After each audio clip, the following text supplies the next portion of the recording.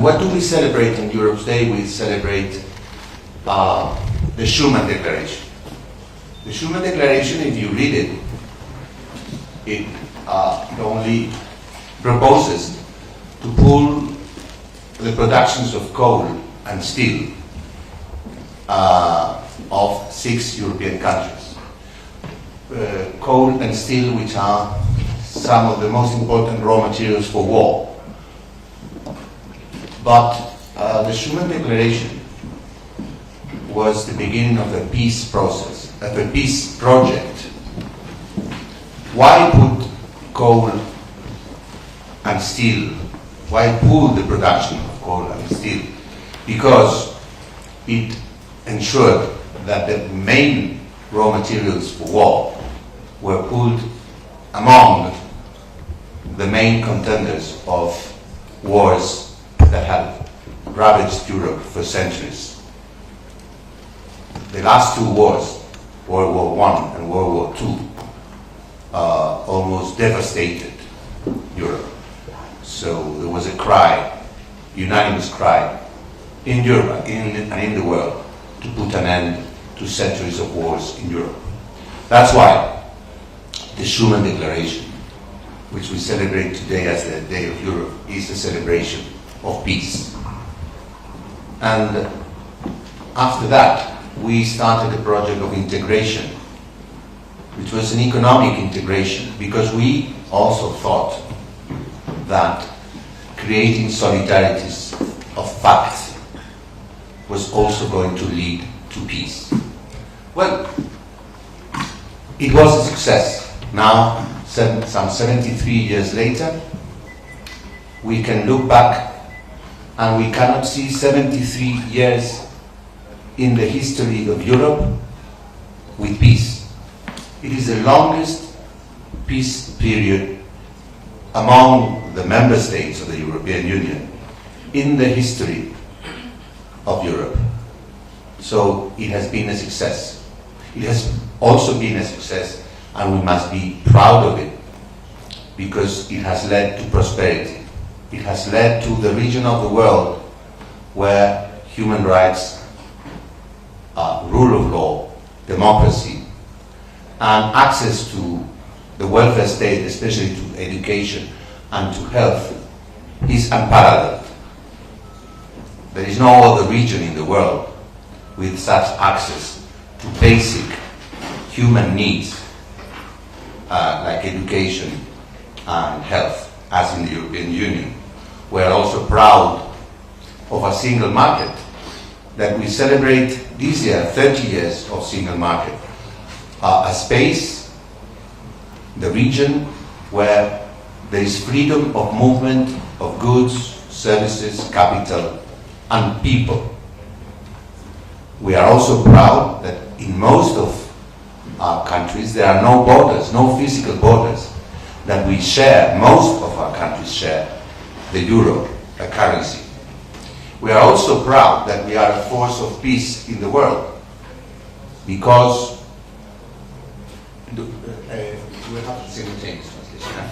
we are a force of peace in the world. Peace, development, and fight against climate change.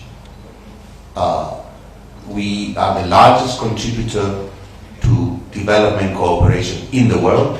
We are one of the largest in peacekeeping operations, and we are at the forefront of the fight against climate change, the most ambitious targets in the world. So, many things to be proud of, but also we have to be aware that nothing can be taken for granted. We have to be aware that we have to work every day, and that our main success, our main achievement, which is peace, is in danger at the very gates of Europe, because over 1 year ago started the Russian aggression on Ukraine, probably the most important violation of the United Nations Charter that has happened in Europe since World War II. And for us, this is an existential problem, because it reminds us so much of what happened at the beginning of World War II, what happened with the Nazi aggression to Czechoslovakia. This is existential. That's why we are so worried. That's why we are helping Ukraine to defend itself. And that's why we demand strongly to Russia to withdraw its troops and to respect the basic principles of the UN Charter and to respect the integral territorial integrity and independence of Ukraine, which, by the way, had been guaranteed by Russia and also supported by China, by the way, in 1994 in the treaty, in the agreement in Budapest. And there is no legitimate security concern that can justify this aggression. Let me be very clear. And there is no flaw in the European security architecture, and there is no justification for this aggression because of the supposed expansion of NATO. In fact, it is exactly the opposite. The aggression on Ukraine has caused the latest expansion of NATO. This is very clear. It is not the expansion of NATO which has caused the aggression on Ukraine. It is the aggression on Ukraine which has caused the latest expansion of NATO. Two countries that had never thought of joining NATO have now decided to join NATO in the face of this aggression. But we are also going to celebrate so many years, 30 years of partnership with China. Difficult moments, but we are ready to engage with China. And this has been demonstrated by two very high-level visits in the last 6 months. First of all, President of the European Council, Charles Michel, and very recently, President of the Commission, Ursula von der Leyen. And we are going to hold high-level dialogues this year, leading us, we hope, and we expect, to a successful summit at the end of this year, in the second part of this year.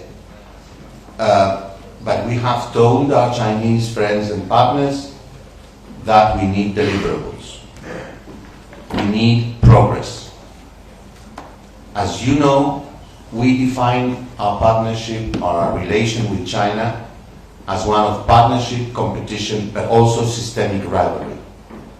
But we have to use dialogue and engagement in all three. We have to manage our differences and make progress in the areas of partnership, for instance, in climate change, where we have an extremely promising partnership with China.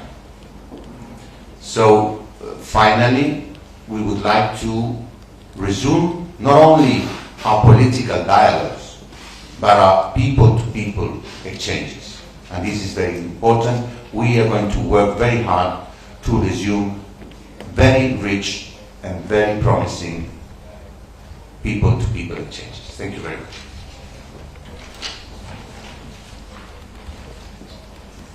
Okay. Now we will open for questions from your side. Please raise your hand if you have questions.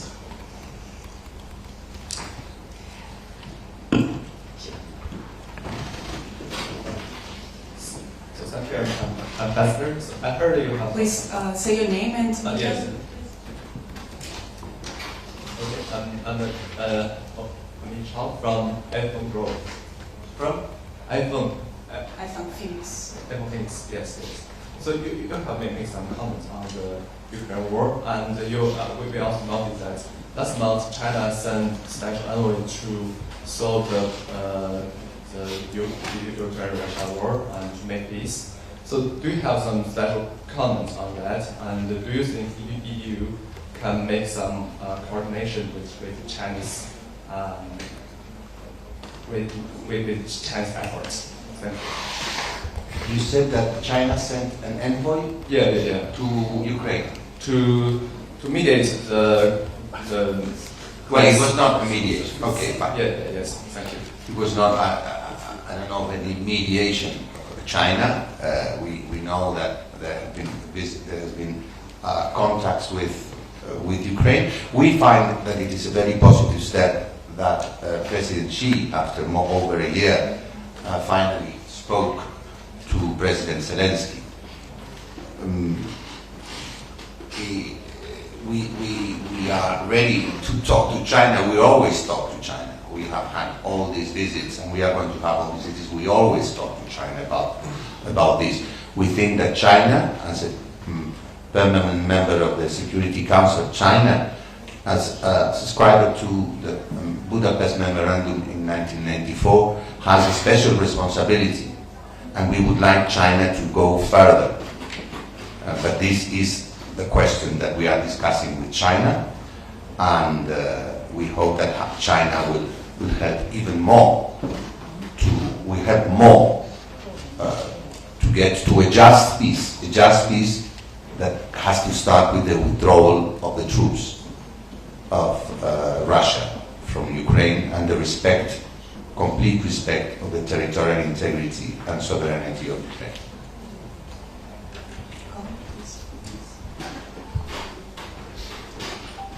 Colin Murphy from Bloomberg. Thank you. Just on that note, you said that you're in talks with China about this delegation. Can you just clarify that? Sure. Are you in active talks with China about the delegation to Ukraine? And also, have you... No. What I said is that we have been talking to China all this time, for over a year, about the Russian aggression on Ukraine. No, I didn't say that we are talking to China on this point. I think a lot of us want to know, from the Chinese side, but obviously from the European side as well, have you heard any more specifics about this delegation to the Ukraine? Have the Chinese side reached out to you to give you a briefing as to when this might take place? What countries besides Ukraine will be visited? Will they include European? And let me say very shortly. No, we are trying to get information. We have no information about the specific of this envoy. We don't know yet what are the countries he is going to visit, but we are trying to get that information. We don't have it yet. And have they given you any indication that they will give you, they get back to you with some No, details? not yet. Okay, thank you.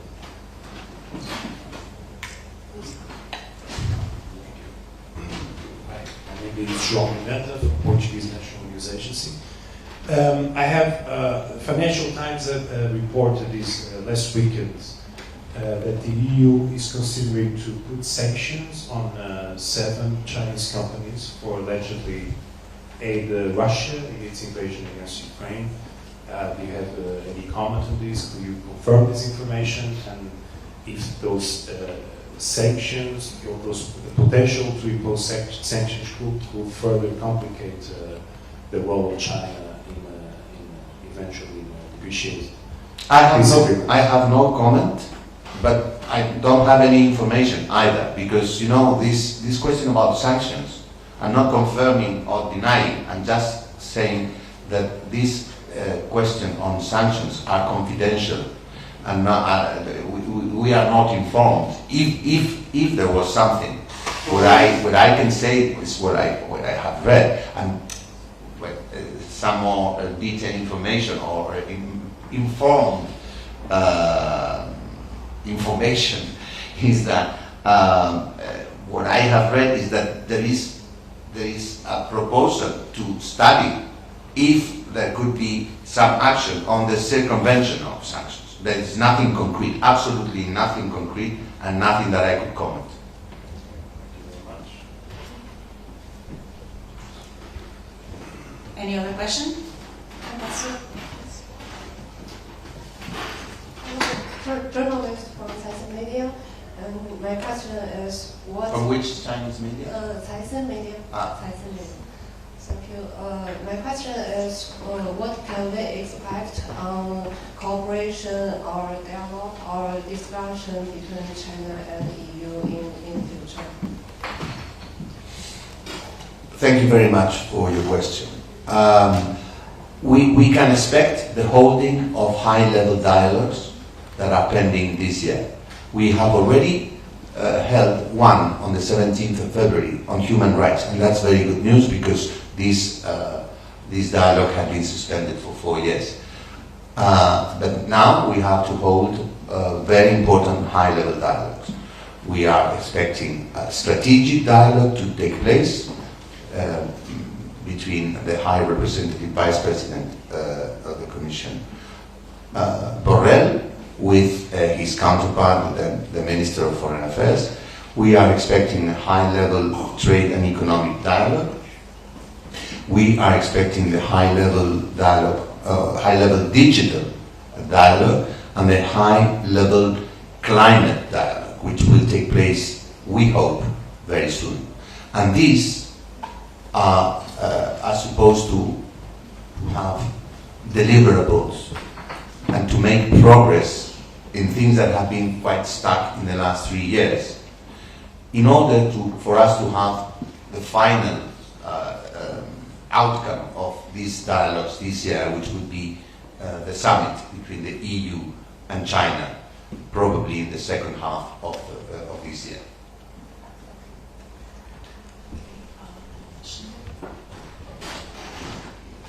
Thank you. Voice of Diplomacy. You just mentioned about the people exchanges between China and Europe. And do you have specific plans next step? Give me examples. Thank you. Well, we have a dialogue on people-to-people exchanges that we hope we're going to resume soon. But the thing is that after 3 years of complete blocking of people-to-people exchanges, no tourism, almost no students, no Chinese students going to Europe, no European students coming here. We need to use the opportunity of the lifting of the restrictions to come back to what it was before the pandemic. So we will display, along with our Chinese counterparts, all sorts of initiatives and actions to resume these exchanges. The tourist exchanges will resume soon, now that all restrictions of COVID have been lifted, and they are resuming. But we need more flights. It is difficult, but we need more flights. They have a resumption to where we were before the pandemic will be gradual, but this will allow us to increase these people-to-people exchanges.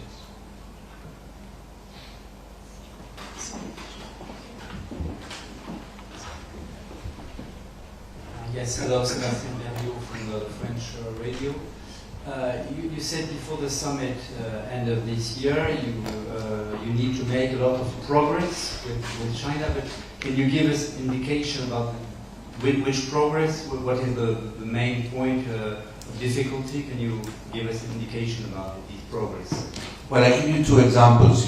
If I had to choose between all we expect, we hope to make progress, it would be market access issues. We have a long list of market issues that we need to be solved. We need progress on those, that we have made no progress or very little progress in the last few years, and the situation is serious. Last year we had the largest trade deficit in the history of mankind between 2 trade blocs, the European Union and China. The largest in the world, in the history. And of course, we know that China produces very good quality at very good prices, but it doesn't make sense. There are so many market issues, market access issues that we have to solve, that this should be one of the most important. if I had to take one among the 100 that we have, I would say regionalization. It's a very specific technical term, but trade people know what I mean. And the second thing, in the area of partnership, would be climate change. And we have an extremely promising climate and biodiversity partnership with China, which was shown in the last COP27, in the last COP15, and in the High Seas Treaty. Well, we think we can go further. We think that we must convince China to have a greater ambition for COP this year in fight against climate change. We think that there can be good progress in methane, for instance. There can be good progress in carbon trading mechanism. And third, if I have to say a third one, of course, in the strategic dialogue, we would like to see a more constructive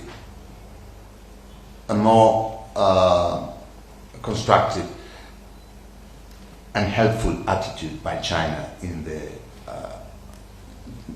Russian aggression against Ukraine. Okay, thank you. The lady.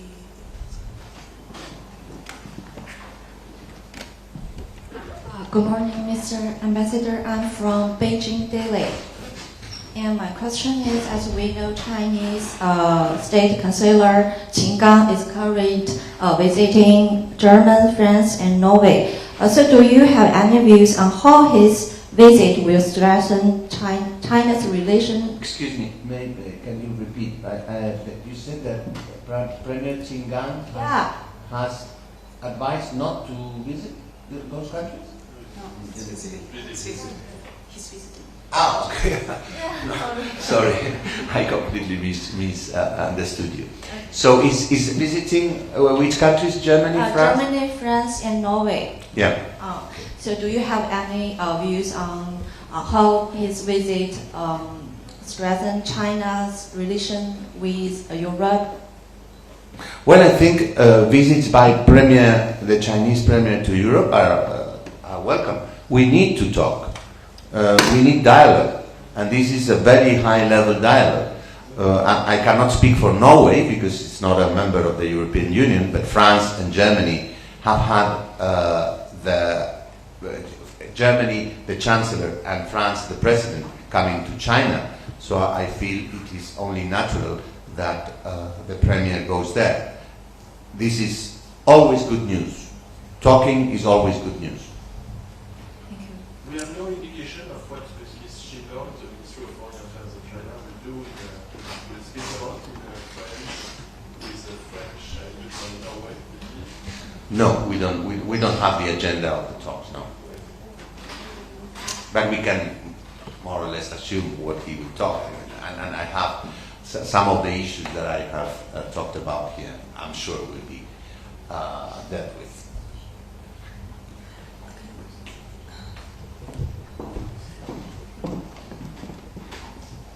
Thank you. Good morning. Matthias Kamm from Swiss Daily, Neue Zürcher Zeitung.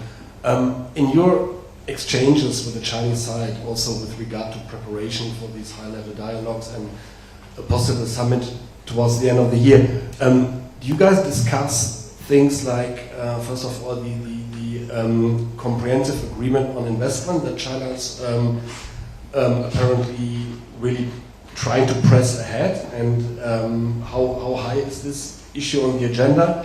And secondly, is there any discussion of a possible lifting of the sanctions after Xinjiang? I think they were implemented in 2021, not 2020. And is there any progress? Well, I must say that, first of all, President von der Leyen, before coming here, delivered a speech, as you know, in Brussels, where she said, and this is the official position that we have, that things have changed since 2019, and that the European Union is going to reassess the comprehensive agreement on investment. So what we read from that is that we are reassessing this agreement. Second of all, this was not an issue that was talked about during President von der Leyen's visit here. Neither Kai nor the lifting of sanctions. So I'm afraid there is no news about that.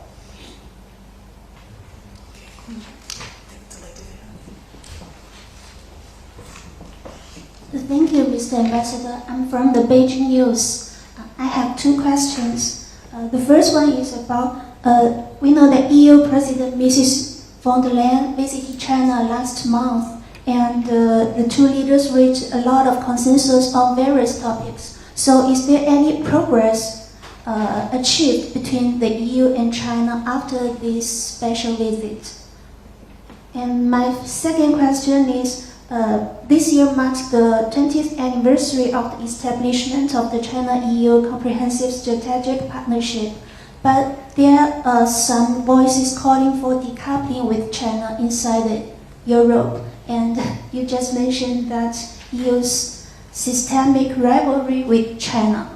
So what's your prospects for the relations between China and the EU in the near future, and what do you think should be the main focus for this relationship? Thank you. Thank you very much. Well, during President von der Leyen's visit to Beijing recently, there were many issues that were talked about.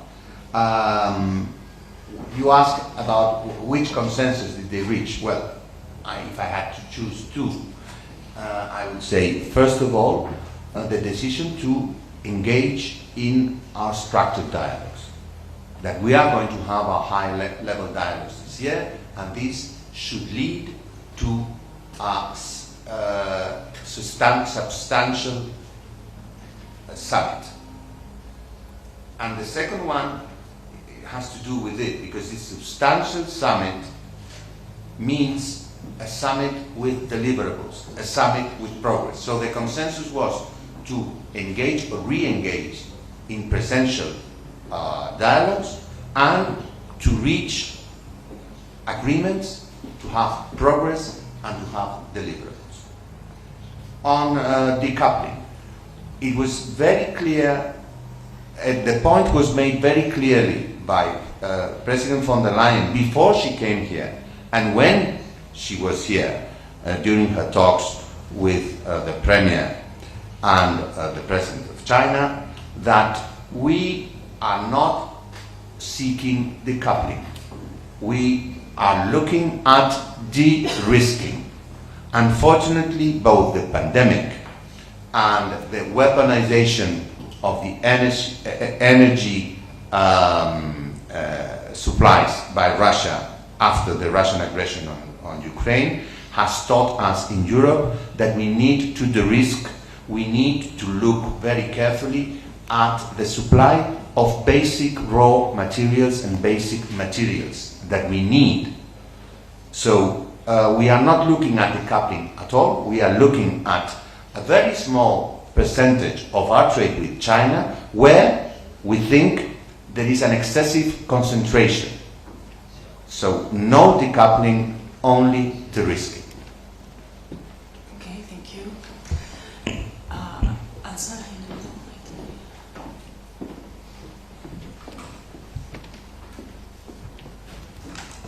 Thank you, Ambassador. Antonio Fariuso, Valenza, Italian News Agency. I would like to ask you if you can provide any update about the two Chinese activists arrested a while ago on the way to visit the EU delegation. Thank you. Okay, thank you very much. Unfortunately, I have no update. Our information is that they have been arrested before they were supposed to arrive in the EU delegation. We have protested. We have asked for the immediate release, but we don't have any other news. We believe they have formally been charged. We don't know exactly the details, but we are asking for the immediate release because we think that we should be able, like we have been doing, we and most of the embassies of the member states of the European Union, other like-minded countries, we must be able, when we have visits in Beijing, to meet with what we call the civil society, with people who have, to our knowledge, have not broken any law. So we must be able to do that. That's why we are asking for the release. But unfortunately, we don't have any more information right now. Any other questions? Maybe in the back. Yeah. Good morning, thank you. Laurie Chen from Reuters. I have two questions. So first of all, the G7 summit in Hiroshima is happening next week. What messages are the EU looking to send out, especially since China's reaction to the last G7 foreign ministers summit was quite sharp? Second question, China has announced investigations into various foreign consultancy firms and tightened its anti-espionage laws in recent weeks. What's your take on why China is doing this? And are European companies in China worried? Thanks. On the G7 summit, I wouldn't dare to advance what the G7 statement will say. We will see. We had, as you said very well, we had a G7 foreign ministers meeting. I suppose they will gather all the G7 ministerial meetings results, but I wouldn't dare to advance what they will say. And on the anti-espionage law, that I don't know if it has been approved or is being discussed right now. Well, what I read and what I hear from business circles and the latest news on crackdowns on consultancies are not good news. And when you hear all the time the opening up and the continuous opening up of the Chinese economy, and this is, I'm not sure it is compatible with this kind of legislation, because it would allow for actions that are not very conducive to an atmosphere of opening up of the Chinese economy. But I can't comment on specific of this legislation.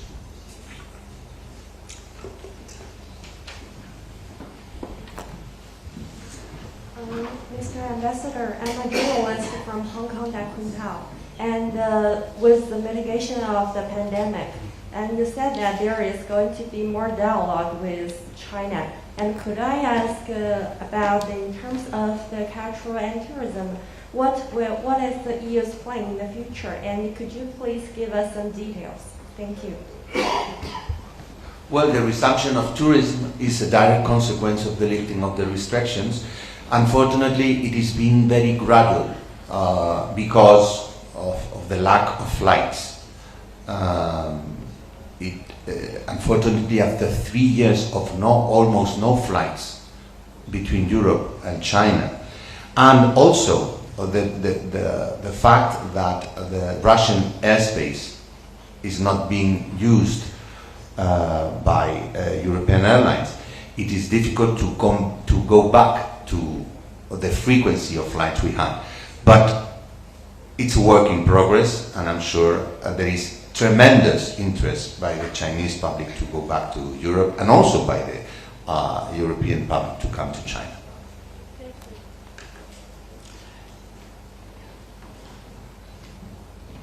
Hello, my name is Yolanda Alvarez from TVE, the Spanish Public Television.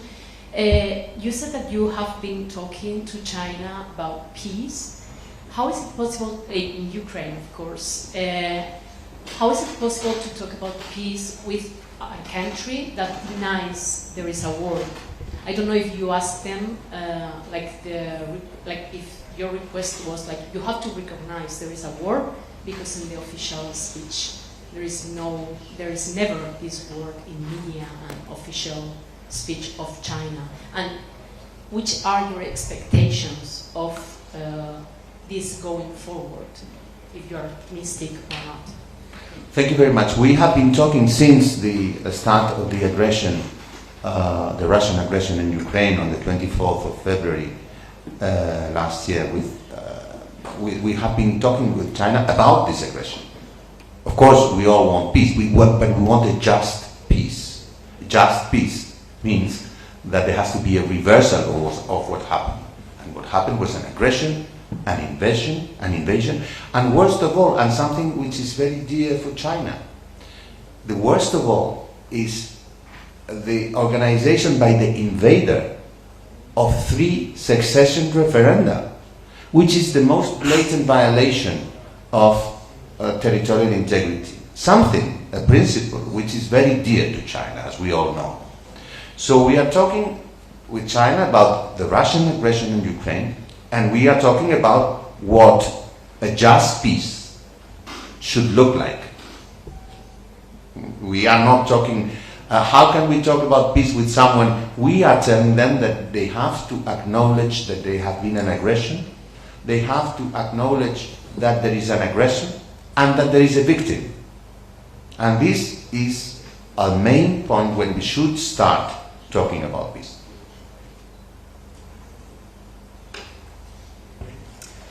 Okay, we shall take 2 more questions. No one else? Okay, call me again. Yeah, sorry, not standing up. I've got this computer here. No. Would it be possible to sort of just summarize a little bit in relation to Ukraine and China's actions? So earlier you said that you didn't have any information about the delegation and where they will visit. Are you calling on China to share that information more quickly? I mean, I don't want to put words in your mouth, but I'm just trying to figure out, like, what is the message to China here on Ukraine that we can take away from this press conference? For example, would it be, number 1, please share this information with us as soon as possible, that would be helpful? Or would it be to do with the fact that you said, you know, their understanding and definitions around the word? Do they need to clarify that first before you can engage with them on the possibility of this delegation to the Ukraine? I'm just trying to see if there's a way to sort of succinctly summarize what you would like to say to China on the Ukraine issue, like today, here and now. Thank you. But I see you were looking for a headline. I'm sorry to disappoint you, because we have no news. If you want to put a headline, we are trying to ask the Chinese. We are trying to talk to the Chinese government about where are they sending the special envoy and what are their intentions. But we still have no news. Okay, one last question, or 2 last questions, okay, if it's short. Mr. Ambassador, before the China's holiday last week, we saw an interview by China's ambassador to the EU, Fu Cong. He said that the China-EU relationship also has no limit. How do you, or how does the EU think about this standpoint? Thank you. Well, he was talking about the no limits relationship between China and Russia, and that's why he said China and EU relationship has no limit. Well, it's a way to talk, if you want. We can say that China and the EU relationship has no limit, but what does it mean? Of course, everything has limits. We have limits in our relationship with everybody in the world.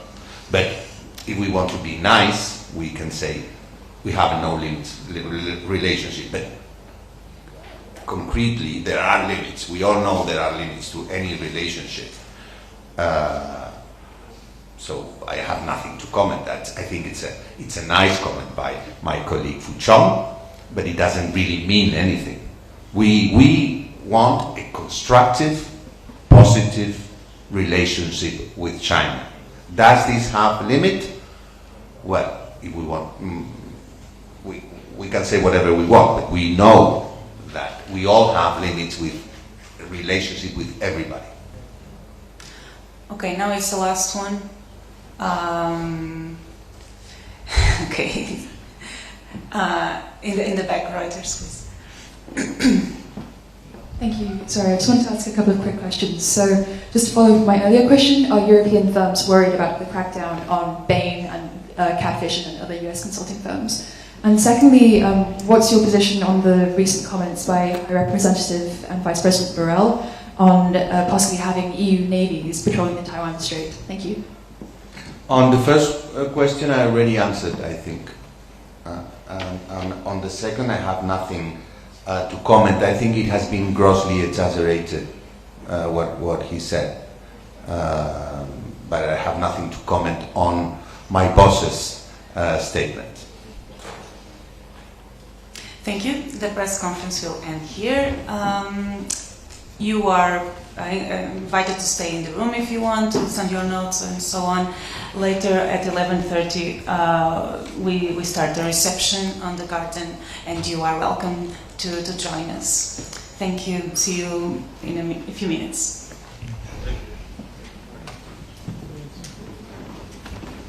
Qu'est-ce que tu fais?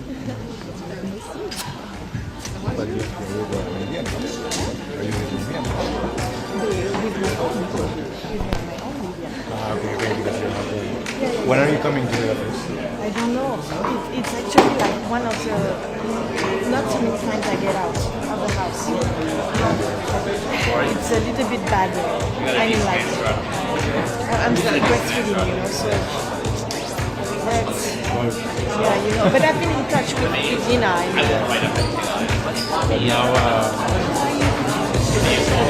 Hello. Well, we are there. At the moment I have a room.